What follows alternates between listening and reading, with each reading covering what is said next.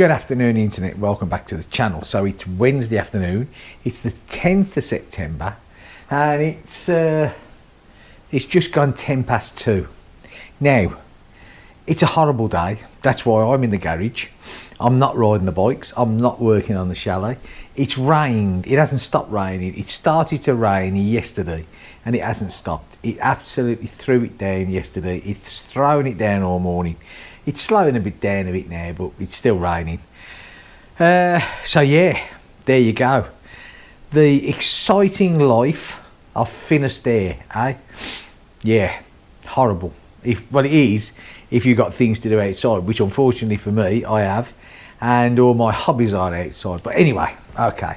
So that's what. This video basically. I thought to myself, I was sat there this morning thinking, what am I going to do? I'm so bored. What am I going to do?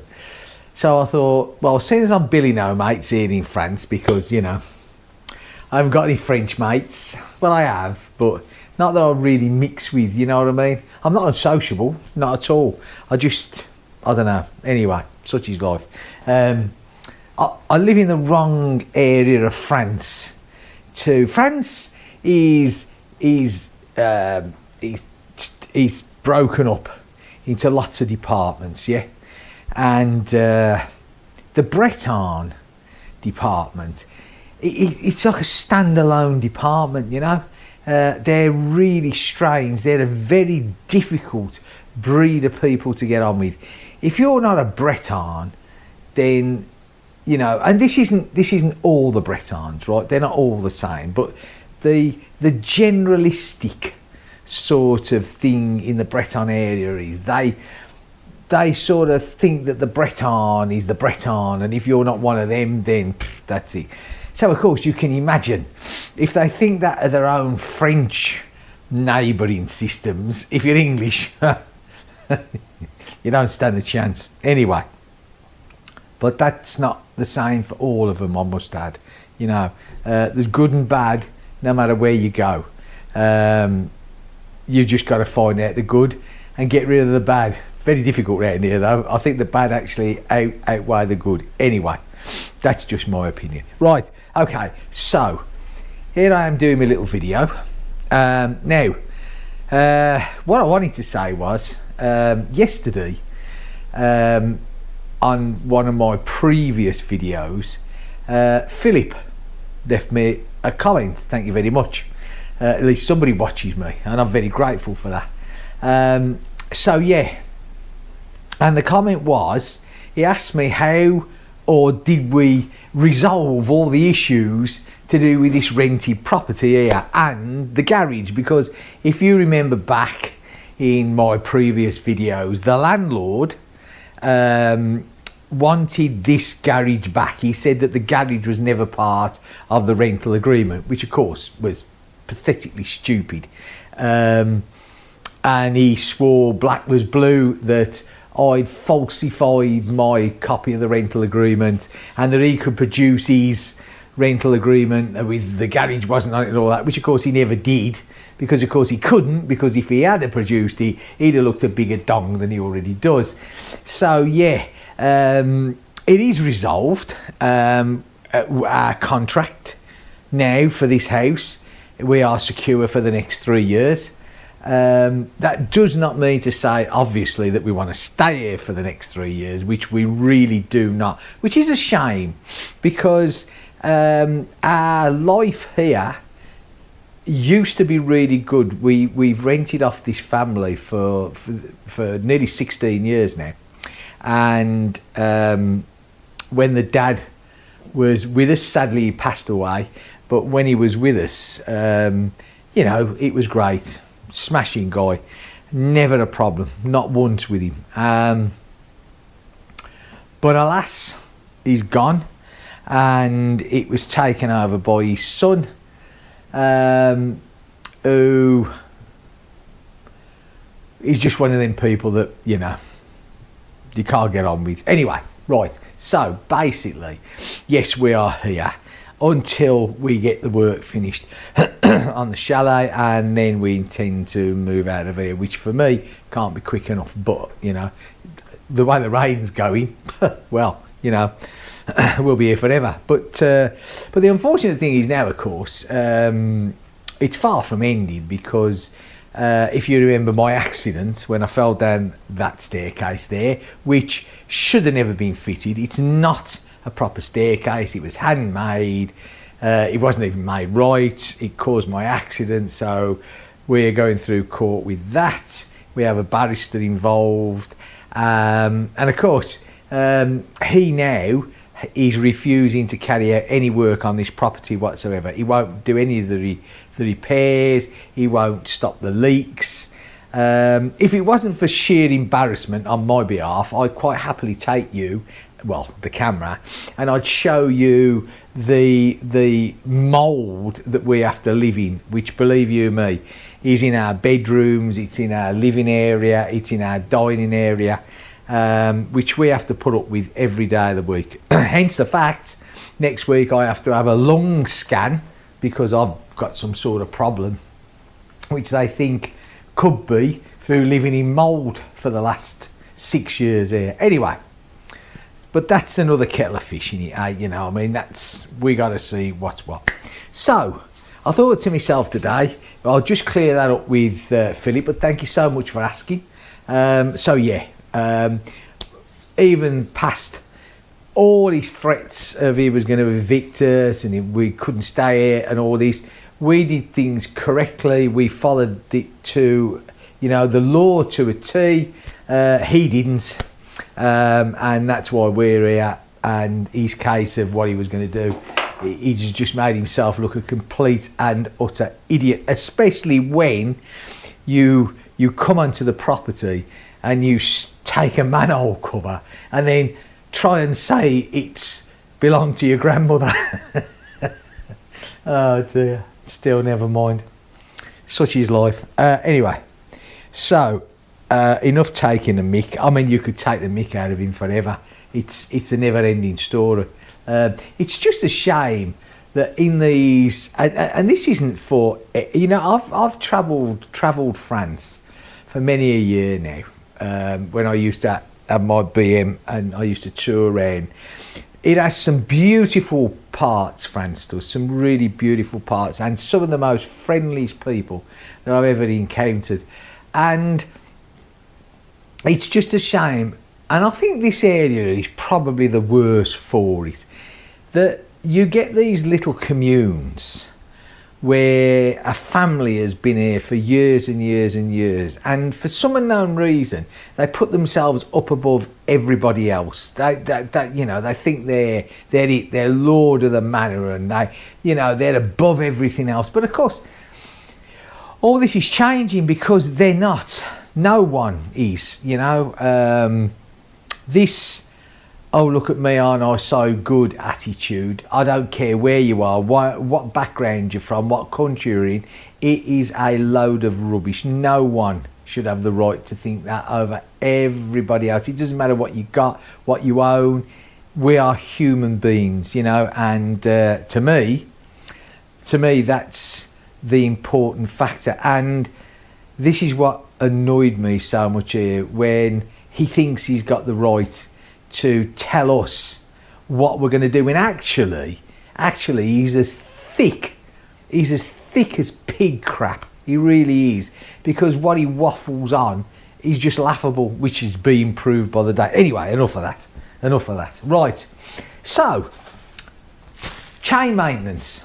I'm not going to do any, but well, not right now, but I pride myself on chain maintenance. I go OTT, I do, I think. And these Royal Enfield chains amaze me. I always remember the first Royal Enfield that I owned, well, not of modern day Royal Enfields. I had a Royal Enfield years ago. It was a 1953 or something, and it was a 350. But let's forget that one. I'm on about the modern ones. It was my Himalayan. I always remember bringing it home and was a bit horrified when I saw the link on the chain, you know, the split link, the old clip. And I thought, oh my God, I hadn't seen one of them for like, I don't know, when I was a kid. Even the push bikes don't have it. Anyway, And I thought, oh, these chains, you know, they're going to be a waste of time. I stand corrected on that, I really do, because my three Himalayans, my three Royal Enfields, the chains seem to be, I look after mine. I clean them, you know. I clean them with paraffin for a start off. I believe that paraffin is an excellent cleaner. Forget all your fancy sprays and you pay a fortune for it and all that. I'm not into that. I use paraffin, right? Paraffin is a good cleaner. It also does not harm your O-rings. It won't harm them at all. And it cleans the chain exceptionally well. Then I lube it back up with gear oil. Again, I won't use the fancy spray. The only time that I will take a spray can of oil, of chain lube with me, and I've got one up there, and it's Lidl chain lube. When I go away, say if I go away, you know, for a couple of days or whatever, I carry it with me, because carrying a bit of gear oil with you and all that can get a bit messy. So that's the only time I will use it, but otherwise it's gear oil, and and that's what I always use.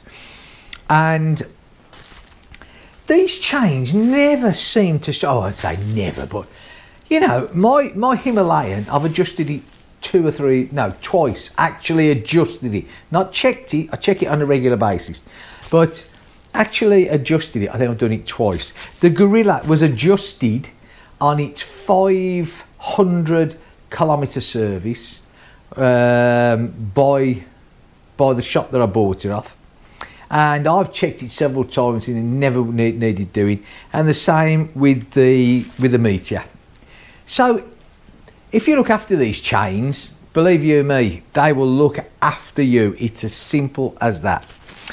But of course, I think it's a job that, and I enjoy working on bikes, but I think it's a job that when you actually ask people, what's the job you don't like doing? It's the chain.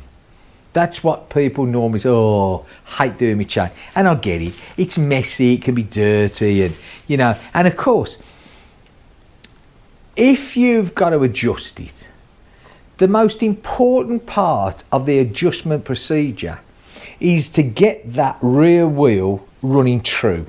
You don't want it on the you know, to the left or to the right. You want it running smack on.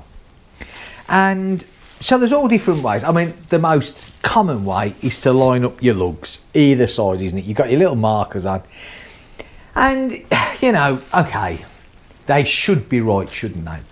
I'm not saying they are, I'm not saying they are. I personally, I use it as a guide, but then I've got my own devices. Now, I've used to measure. Find a point where you can measure, and that you normally get it right. But years ago, I had one of these, yeah, where you attach this. Let's come a bit closer. I'm sure you've seen one of these. You attach this bit here on top of your sprocket, yeah, and then this bit, let's put it that, this bit runs down the chain, and you sort of stand behind and you eye it up, and you know, as long as it's running straight, then the wheel's good. If it's off slightly, then you just adjust the wheel, and you should get it right. Now, you can get these now with a laser on. So instead of this being a rod, it's got a laser light that goes down. Now, okay, I had one, like I said, years ago, and I don't know what happened to it. It just, I don't know, but it went. So I decided to get myself one of these again. Now, I got this off AliExpress, good old AliExpress. It cost me €5.40, and the shipping was free. So €5.40. Now, obviously, this bit is pretty, you know, this clamps on. It's as simple as that, you know, I mean, that's it. But this is the bit you want to be right, because if this isn't right, if this isn't true, then you're wasting your time. So what I did was, I checked. I put this by the side of my laser. Now my laser is right, but I also put it by the side of my T-square. everything was spot on. This is dead true. So for all intents and purposes, this will work. Well, I checked my Gorilla and I put this on the back, and fair play to the dealership when they adjusted it. It was smack on, running smack. I checked my Himalayan, which was a tad out, only just a smidgen out, but I corrected it with this. I haven't done the Meteor yet, although I will. So yeah, €5.40 with free postage. I think it's a bargain. I do. Now, talking of other things that you can buy and work, and this isn't bike related, but since I've got nothing better to do, so I might as well chat away to you guys, and if you don't want to listen, you can just turn me off. But this could be of some use to other people as well. I put my car, I've got a Peugeot, a 2009 Peugeot Partner 1600 HDI, and I look after my vehicles, right? So I did, it was due for its inspection. In France, it's called a CT, not an MOT, and it's run for 2 years. So mine was due. So I spent half a day checking everything round, everything, brakes, exhaust. I did all the linkages, I did the suspension, I did everything. So to the best of my knowledge, it was good. The car was, you know, as good as it could be. So we took it in for its CT, and it failed. And it failed on one thing, and it was pollution, right? That's what it failed on. Now, I haven't got the machines to test it, so there was no way. But I didn't think it wasn't smoking, it wasn't excessively using fuel, it was running like it's always run. But it was too much. The pollution was too high. It had gone above the limits. And of course, with mine, what the problem was the diesel particle filter, yeah? The DPF or whatever it is. That thing they shove in the exhaust to catch all the soot, which sooner or later is going to block up. It's going to block up, hasn't it? Where can the soot go? So, now you can take them off. You can actually take these off and you soak them, I think it's a minimum of 72 hours in this stuff, and hopefully it'll clean it all out and that's it. Or you can buy, they sell these cleaning kits, and there's one across here which is called Pass the CT, basically, Pass Control Technique. And what it is, it cleans it all out. You put it in, it's in a two-part. You get two tubs. One you put in your oil. The other part you wait till your fuel light comes on. Then you put 20 litres of fuel and 20 litres of fuel mixed with this stuff, and then you drive the car for 20 minutes. When the engine's warm, you drive the car for 20 minutes at between 2,500 and 3,000 revs. Then you drive it normally, and then say the next day you do the same thing. You get it warm, drive for 20 minutes at 2,500, 3,000 revs, and you keep doing that until you've used that 20 litres of fuel. Then after that you fill it up and job done. So I bought that. I'll put a picture of the kit on now. So that's what I bought. Cost me €35 and a bit of fuel that I wouldn't normally use because I wouldn't buy. So say it cost €50.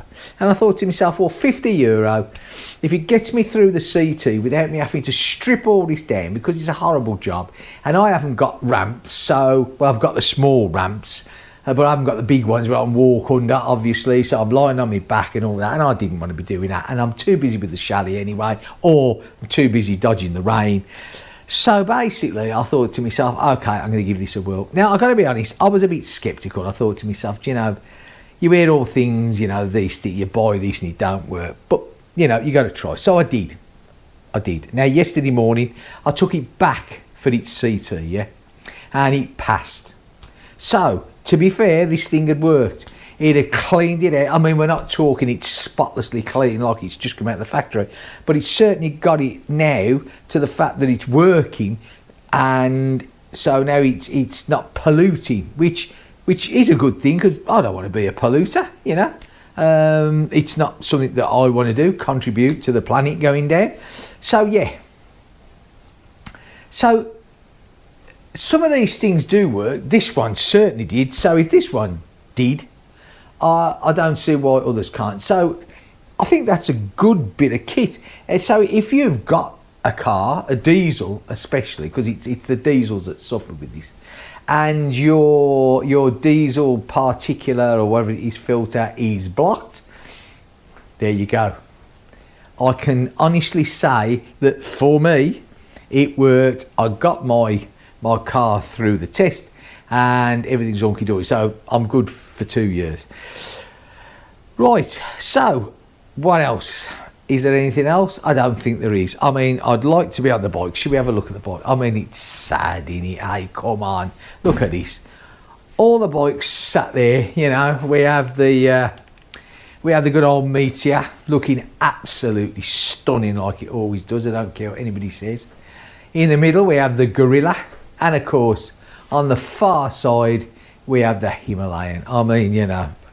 What a bike, what an absolute gem of a bike. And they are. I love the Himalayan. I mean, let's have a look at it, eh? It is an absolutely gorgeous bike. The Gorilla, well, yeah, I mean, I can give you a little update on that. Let's just, hang on a sec. Oh, good. Let's just turn around here and get you back in. So the Gorilla, there she is, God bless her. So, if you remember, I took it in to the dealership and he hooked it up to their diagnostic machine and it kicked out a couple of codes, and he's had to forward this to India, which I personally think I'm not happy with this. That why, you know, it's not my problem, is it? You know, if that bike isn't running right. The problem is, yes, the problem is Royal Enfield, but why should I have to wait while the dealer here contacts Royal Enfield back in India and all this? I personally think that it's pretty poor, but, you know, it's not like it's my only bike and it's not like I'm desperate for it, but that is beside the point. Royal Enfield take your money quick enough, but they seem very lackadaisical in fixing it. But anyway, so I was up there last Thursday and I took the wife and my daughter shopping, not by my choice, I might hasten to add, but I did. And where we went shopping, it's very near the dealership, so it would have been extremely rude not to pop in. And while I was in there, I sat on the 2025 model Interceptor, and do you know what I do? You hear all these, oh, they're a heavy bike and all that. Do you know, I got to be honest, I found it very manageable, beautiful bike. If I now could turn the clocks back, I would have had that Interceptor over the Gorilla any day of the week. I really would. I think, and I still think, that the Gorillas are overhyped. I really do. They're in a bracket, and this isn't just Royal Enfield. I think it's all of the manufacturers that are banging out this 450 bracket. It's a nothing to me. I get the classic range and the Meteor and the Hunter. The 350, brilliant engine, runs absolutely beautiful. You know what you get with this bike. Same as the Himalayan. The 450, I don't know. Why did they bother? Cut it out. You've got your 650. I think we're going to see off Royal Enfield possibly bigger ones come out, probably 750s. I don't know. Who knows? Whatever. I personally think, for me, I wished I'd have never bought the Gorilla. I've never been 100% happy with the bike. Maybe it's because, you know, I'm used to bigger bikes. I've had bigger bikes all my life, and people go on about, oh, you know, it's such a happy bike, a fun bike to ride and all this. It's not really. I don't think it is. It's okay, you know. Nothing special about it. I personally don't think it's anything to rave about. But anyway, that's my opinion, you know. And anyway, like I said, I was sat on this Interceptor, beautiful bike. If I could get rid of that and have an Interceptor, which is what, when I get all this building work finished and all this is what I'm going to be looking at. I wouldn't think twice about flogging that. I really wouldn't. But anyway, but the problem's got to be solved with it, hasn't it? You know, because I've said all the way along that there's something wrong with this bike. You know, and he said himself again when I was talking to him, he said, look, I've sent all the details off. He said, since you've been in with this, he said, he's phoned round a few more dealerships. Have you had this problem? And there is, and not only just with the Gorilla, they've also with the new Himalayan, because it's the same engine, as they've had a few things of this, you know, being a problem. So yeah, he seems to think it's more the mechanics of the engine rather than the mapping. I don't know. I personally don't care as long as it's fixed. But anyway, yeah. Also to do with the Gorilla, do you remember I said with my Himalayan I changed the rear sprocket? For me, I can't be changing the small sprocket at the front. So I changed the rear one. It was suggested to me by one of the followers, and I did it, and it's the best thing that I ever did. Cut the rear sprocket down by 2 teeth, and the way it handles on like cruising makes a huge difference. So I think for the Gorilla, cutting that down by 2 teeth would make a huge difference to it. I really do. Now Hitchcocks sell you can go up 2 teeth if that's what you want. Although I'm not sure on a Gorilla why you want to do that. I get it on an off-road bike, but the Gorilla's not an off-road bike, so I'm not too sure why you'd want to do that. But yeah, but they sell the -2 teeth, which I think is 40. A standard one for the Gorilla is 45 teeth. So up to would be 47, down to 43. So the price they want for the 43 is, I think it's about €38, I think. But of course, the trouble with Hitchcocks, and it's not their fault, is that because of Brexit, then on top of that you've got postage, and on top of that you've got, I pay import duty, because you know the UK now is outside of the European market, so you get stung. So what I did was I got onto the place where I bought my rear sprocket for the Himalayan, which was a company down in Spain.